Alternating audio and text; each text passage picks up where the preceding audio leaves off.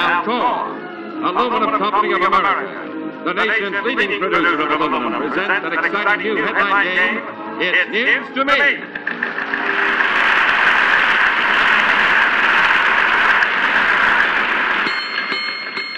This man made news this week when he was given the works. Do you know the story? Do you know why this tricycle carried an extra passenger this week? The man who wore these medals this week also took the cake. Do you know how?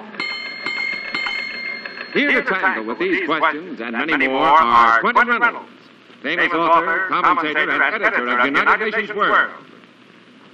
Martha Scott, star of the current hit Male Animal. Mel Allen, one of America's best-known sportscasters and the voice of the New York Yankees. Our own delightful Anna Lee. And your host of It's News to Me, news correspondent and commentator, John Davis. Thank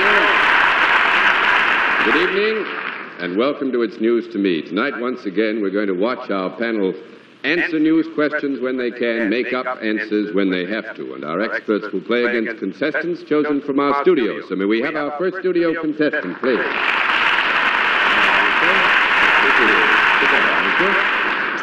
Let's see, this is Mr. Dick Deers. Where are you from, Mr. Deers? Oklahoma City, sir. Come on in a bit closer, will you? Oklahoma City. That's right. Well, fine. What brings you to New York? Business. You like the heat, too, I dare say. Gets hotter than this out in Oklahoma City, doesn't it? Yes, but not the humidity. No humidity. Well, it's always the heat, not the humidity. Well, you seem to have very ready answers for the questions about the weather. I trust that you'll do as well with the news. You've got a pretty tough job to do. Your job is to judge the answers that the panel gives to questions related to the news that I ask of them. You've got to decide whether the answer is right or wrong. Our experts will answer correctly if they can, but you want to watch out, because if they cannot, they'll make up an answer and try to fool you. That's a little matter of $20 here with which you play the game. Very much appreciate it. Now, from this point on, every time your judgment is correct, I'll give you another $5. Every time it's incorrect, I can take $5 away from you. Is that all right? Yeah, that's bad. I thought so, too. You all ready for your first question? Yes, sir. All right, for this first question, take a look at our screen. This man was the object of a frantic chase this week when it was discovered that he knew the boss's secret. You know that story? Mel Allen. Well, John, that story, the thing that made the headlines there was the Republican nominee for the presidency of the United States decided that the humidity about which you spoke a little bit ago was a little too rough in Chicago, and he wanted to go away for a little vacation and rest up a little bit before campaigning for the presidency, and so he set out to join a friend of his at his friend's hideaway or retreat, or ranch, I believe it was, out in the wilderness somewhere in Colorado. He announced his plans, and when he had arrived there, he wanted to really be quiet and alone for a while with the fellow, his friend's name was Nielsen. And the reporters got wind of it. Instead of the Republican presidential nominee having it quiet and peaceful, here are all these reporters at Mr. Nielsen's place, anticipating that. They ducked off somewhere else, and so they all asked Mr. Nielsen where, or at least they were trying to find the boss to find out where General Eisenhower was. I think that's the reference there. That's the gentleman's picture. Do you accept that answer, Mr. Deers? I probably lose $5. I thought this fellow was Gavin. Don't say any more. You are $5 richer already.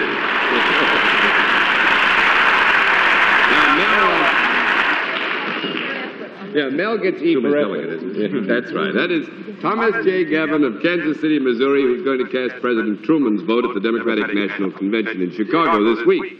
The newsmen, first of all, chased him all around Washington, trying to find out what the president had in mind after he'd had a session with the president at the White House. And now some of my colleagues in Chicago are trying to lay their hands on him, too, because you can't get the answers to anything at this Democratic convention. All right, let's see what we can do with the second question. And for this one, let's watch and listen to the official reprimand in this next little scene. All right. You were caught trying to escape. And it's up to me to give you punishment as an example of the others. No, it won't be a session on bread and water. That's too easy. No, it won't be solitary confinement. It'll be worse than that. You will lose your most cherished privilege. No, don't plead with me. Don't beg me. For 1 solid month, no raw fish. And from these cruel and punishing words, can you tell us the story, Martha Scott? Oh, that's a wonderful story. That's about 6 polar bears who wanted to dig their way to freedom. They dug, one of the polar bears dug a tunnel was starting a long tunnel to get to the sidewalk, and his 5 friends stood on lookout. You accept this answer, Mr. Dears? Yes, sir. You do? Yes. You're a rough man, at least you $5 business.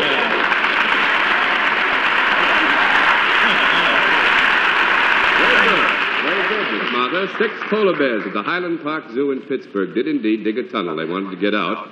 They were supposed to be happy residents of the zoo, but they weren't. They were digging a tunnel, and they'd completed 10 feet of the tunnel. Isn't that wonderful? Well, question number 3, the band played Long and Loud for Harry last week, but he gave the credit to the Queen. Can you tell us that story, Quentin Reynolds? Yes, that was just before he went to the hospital. There was a detachment of the Scottish Highlanders at the White House where they serenaded him with their bagpipes and thanked him for all the good work he'd done toward furthering Anglo-American relations. And the President said very graciously that on her visit here last year, Queen Elizabeth did more for Anglo-American relations than the prime ministers and presidents and diplomats of the past 100 years had ever done. You accept that answer, Mr. Very good answer. It's a very good one. It's going to cost you $5.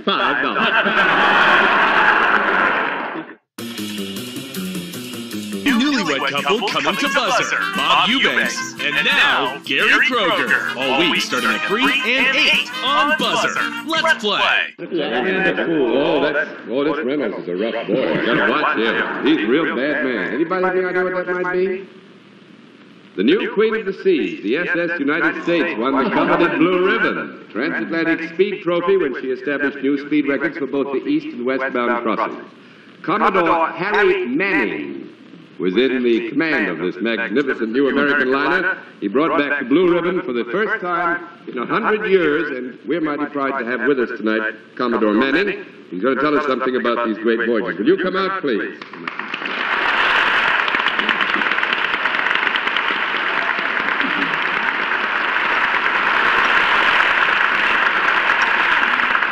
Commodore, how did it feel to take these here blue ribbons? Well, I have a sort of a mingled emotion about it. One, of course, is great pride that I brought it back to our country.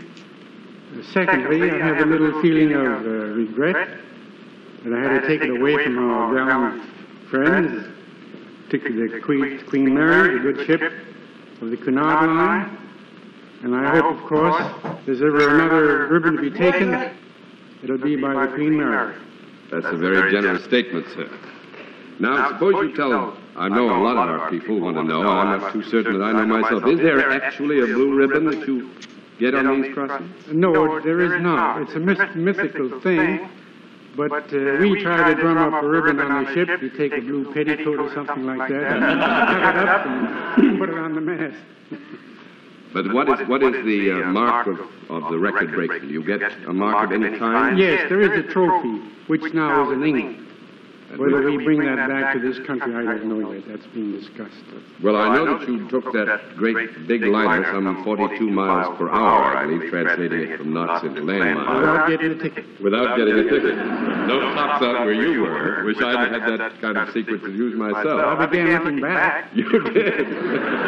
What were you looking for? The Queen coming up in your trail, perhaps? Well, I know you did make her go 42 miles an hour, and of course the Queen Mary's in dry dock now, and I just wondered, I know you can't give away any state secrets, but suppose the Queen Mary were to cut your time a bit, do you suppose that we could go snatch it back again? No, we'd try again. I'm sure we could. We will. It must give you a great sense of personal satisfaction to have such a fine honor, that is, to bring back to this country the blue ribbons for the Atlantic Crossing. Yes, of course.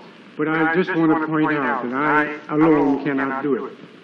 There is the engine room department, there's the deck department, the navigator, the chief engineer, the watch officers, and right down the line to the lowest mess boy. Everybody plays their little part to contribute toward the whole. And I don't want to be praised and complimented too much my own personal part of the thing, but the others too must have credit for the achievement. That's a very generous statement again. Congratulations to the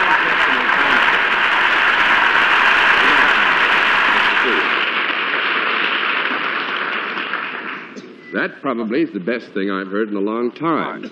You know, I like that business. If you get out there and go 42 miles an hour and don't have to worry at all about speed tickets.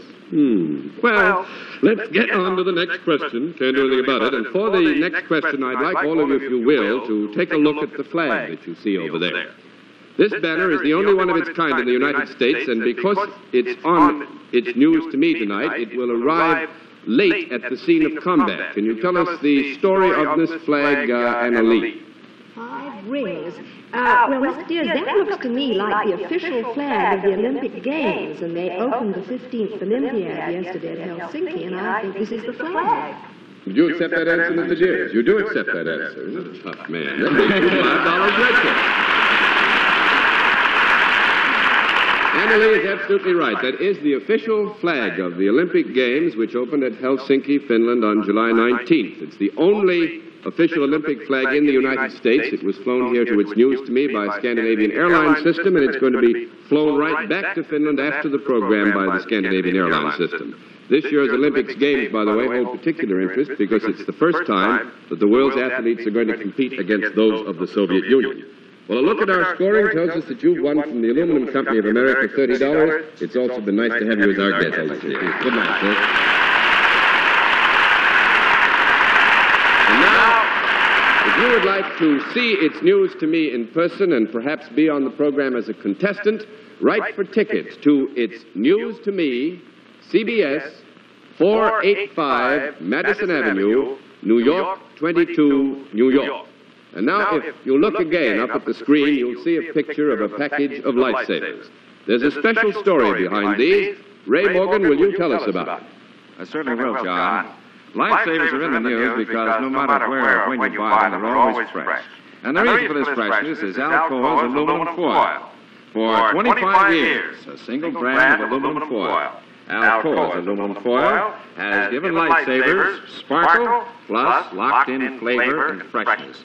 And for 25 years, these familiar candies with the hole in the center have tasted better because they've been wrapped exclusively in Alcoa's bright aluminum foil.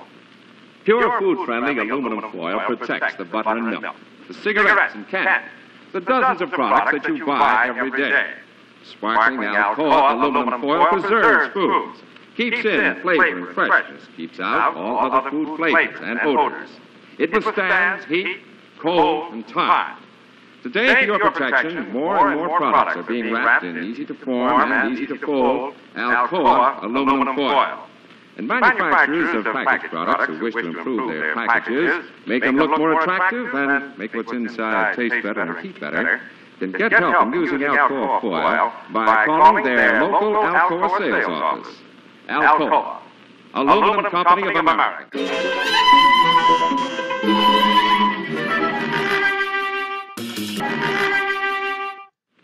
Now we come back again to play It's News to Me. We have a pretty good record so far tonight, panel. I just trust that you can keep going. You've only messed up one so far.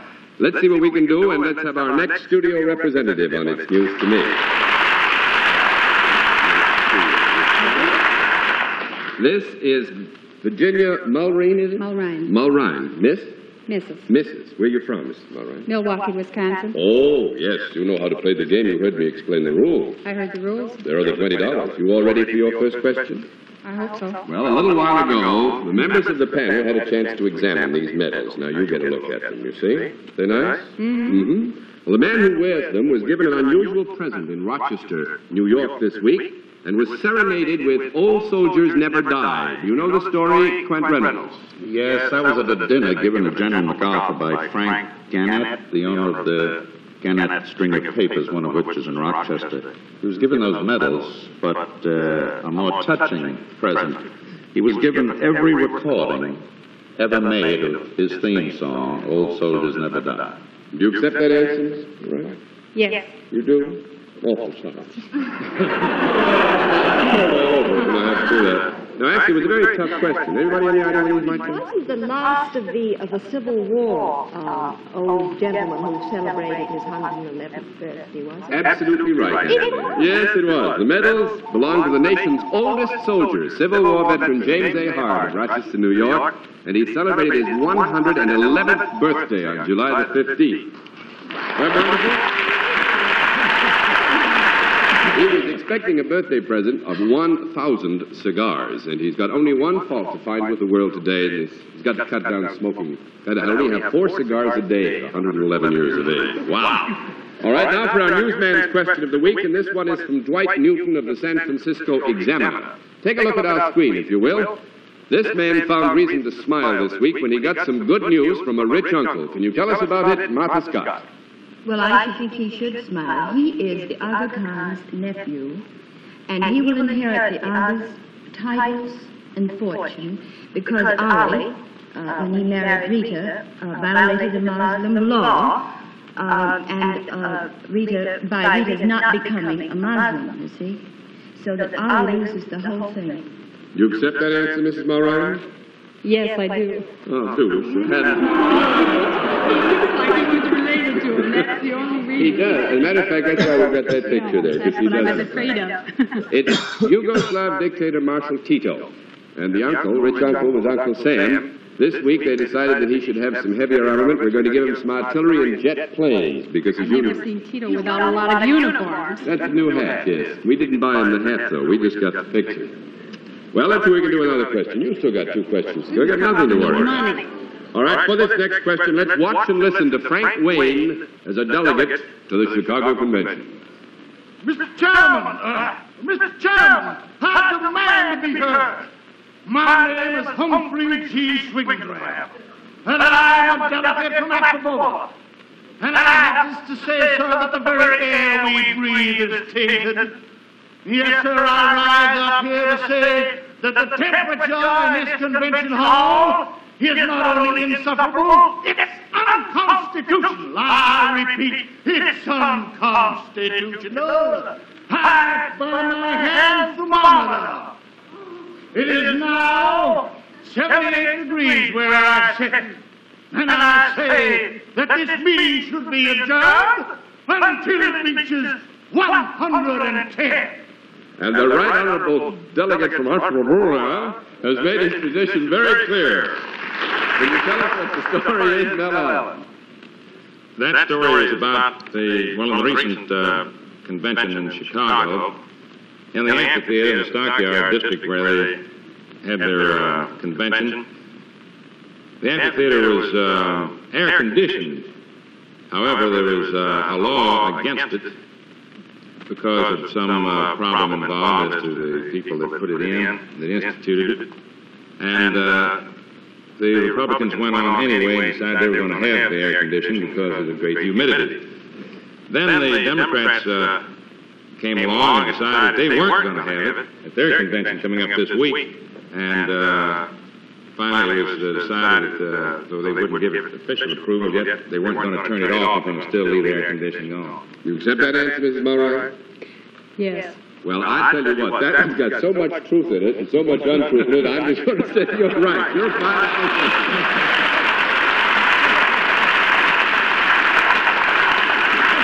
No Solomon me, that's a cinch. Actually, Mel's got a lot of it right. They did put air conditioning in for the Republican convention.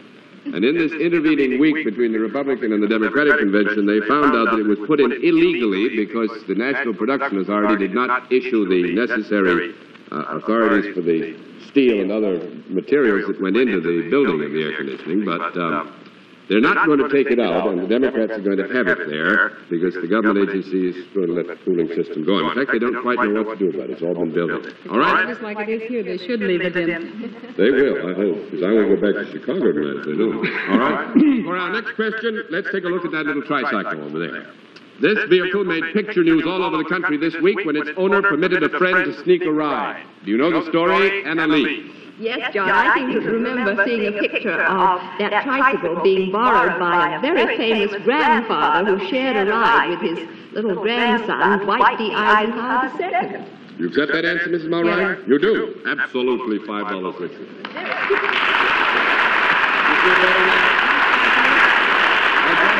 On his way from Denver to the Republican convention, General Eisenhower spent a day at Fort Sheridan, Illinois, I think it is, with his son's family.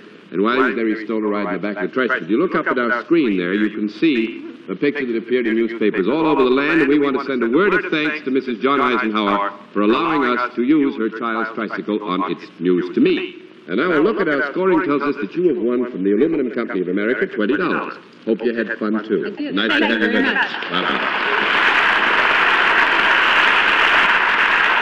Next, with episode 1 of Choose Up Sides, kids prove to Bob Kennedy that spacemen and cowboys are a perfect match. Then it's Match Game. Stay tuned.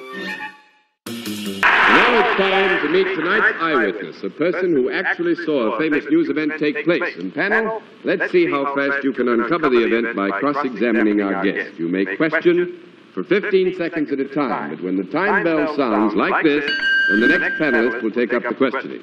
If you beat our eyewitness and guess his news story within 3 minutes, he will receive $50. But if you don't guess the news story within the time limit, he beats you and receives $100. And now it's time to meet tonight's eyewitness, Mr. L.J. Ross. Will you come out, please?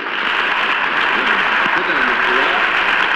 Now, all I want you to do right now, if you will, is to give us the month and the day of the event at which you were an eyewitness.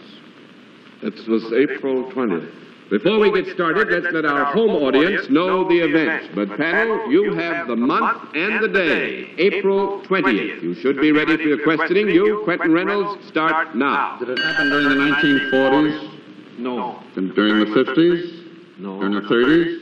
No. During the 20s? Actually, go back 50s. Go ahead. During the 50s? Yes. Oh, he said yes. Yes. Oh, in America? Yes. All right, let's go. Was it an unhappy event? Really, yes. It was. Was it in the United States? Yes. In the eastern seaboard? No. West of the Rockies? No, Mr. Allen.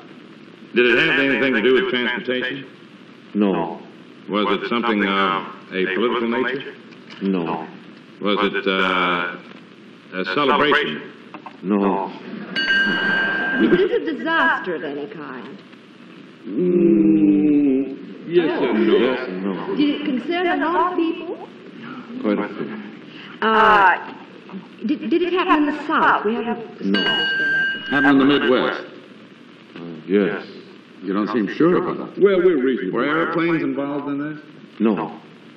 People were killed in it?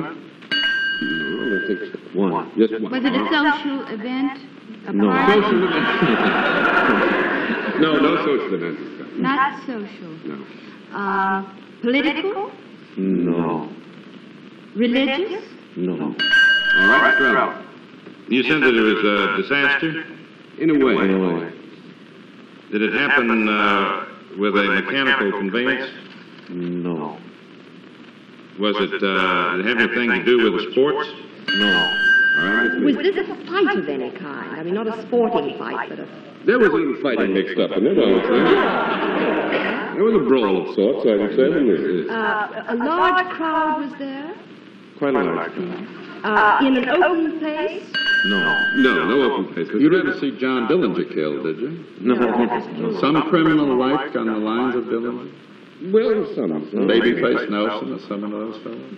In the Midwestern All crime? right, Miss Scott. Well, was it in Chicago? No. Kansas City? No. And it wasn't in sports. No. All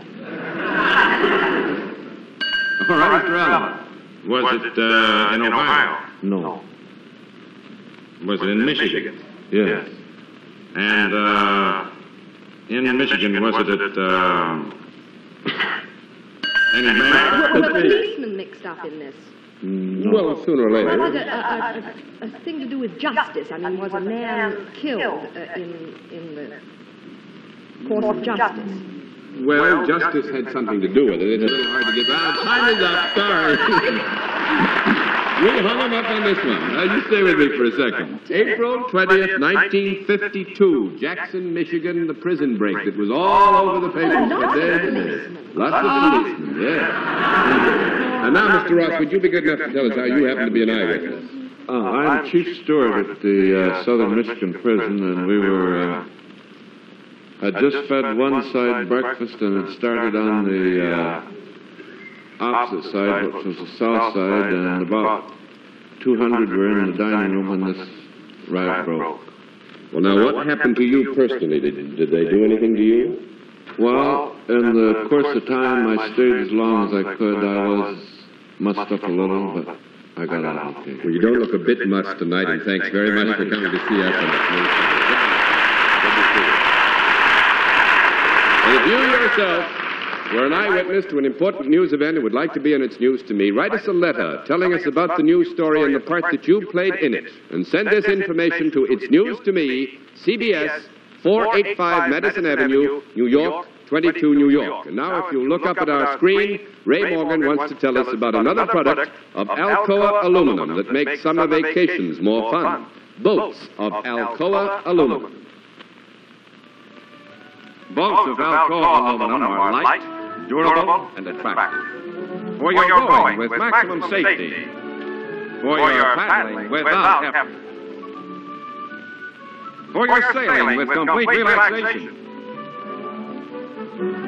Or for your outboard motorboating pleasure, these light but strong boats of Alcoa aluminum are self-righting and non-sinking.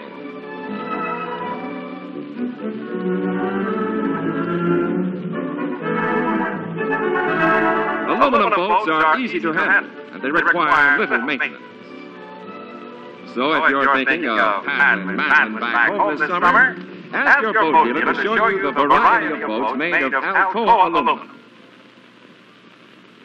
Aluminum, from the ever-expanded facilities of America's foremost producer, Alcoa, Aluminum Company of America.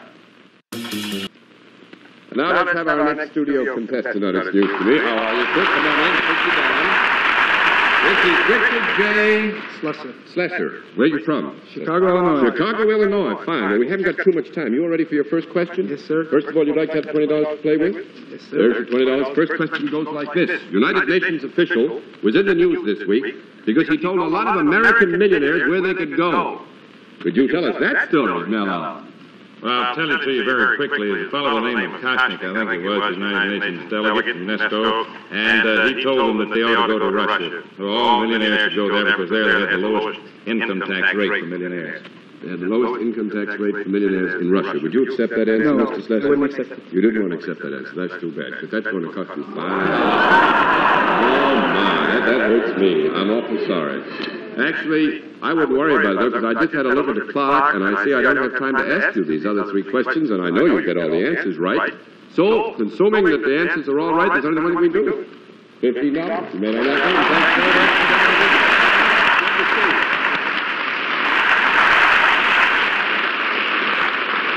That's always fun. And so we wind up proceedings on tonight's session of It's News to Me. We hope the program has proved enjoyable and has sharpened your interest in the news. This is John Daly saying good night for Anna Lee, Mel Allen, Martha Scott, and Quentin Reynolds. And we hope we'll see you all again next week on It's News to Me.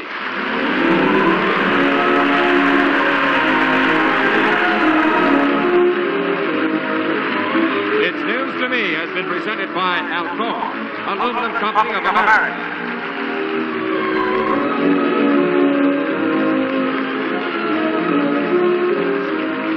This has been a Mark Goodson, Bill Todman production. Produced in association with the CBS Television Network. This is to remind you that Edward R. Murrow and See It Now will be back with Alcoa in the fall at the same time every Sunday evening. It's News to Me will be seen at a different time in the fall.